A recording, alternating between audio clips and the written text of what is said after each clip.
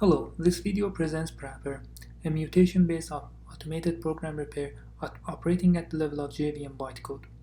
Here is the official website for our project, which contains detailed instructions for PraPR to be used as a Maven plugin, Gradle plugin, or as a standalone Docker image.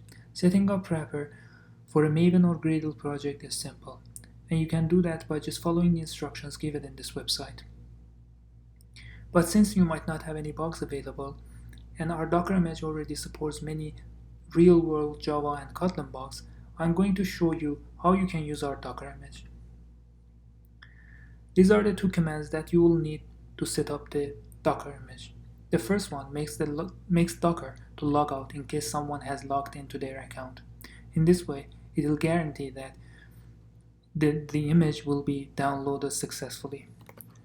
I'll be using a Linux machine for this purpose, so I'm going ahead and copy and paste these commands one by one in the Linux terminal.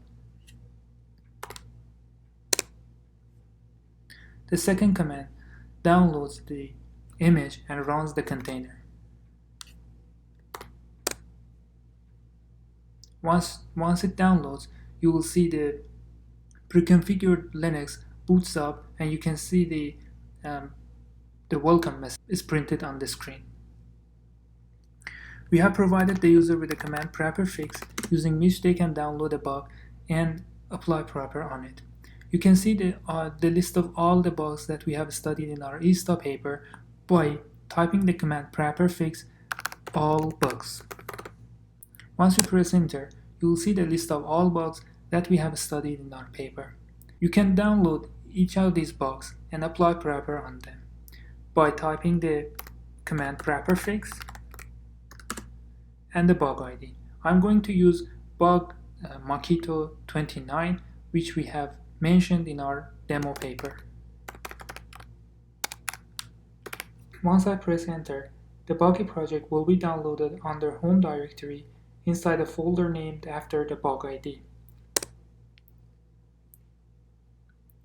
Being a Maven project, the Maven build system will automatically download all the dependencies for the project.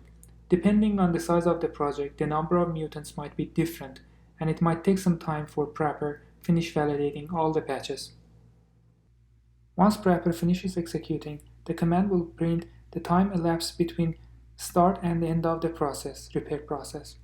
The command will also print the log report generated by PraPR, which is essentially a list of patches generated by the tool. This list contains useful information using which the users can apply patches easily. It contains a short description of each patch, the affected file name, and also affected line number. It also prints the file name for the mutant that is written onto the disk. The users can use these files to decompile and see the decompiled patch inside the source code. You can navigate to the bug folder and see the configuration for PraPR inside the POM file. You can also navigate to the build folder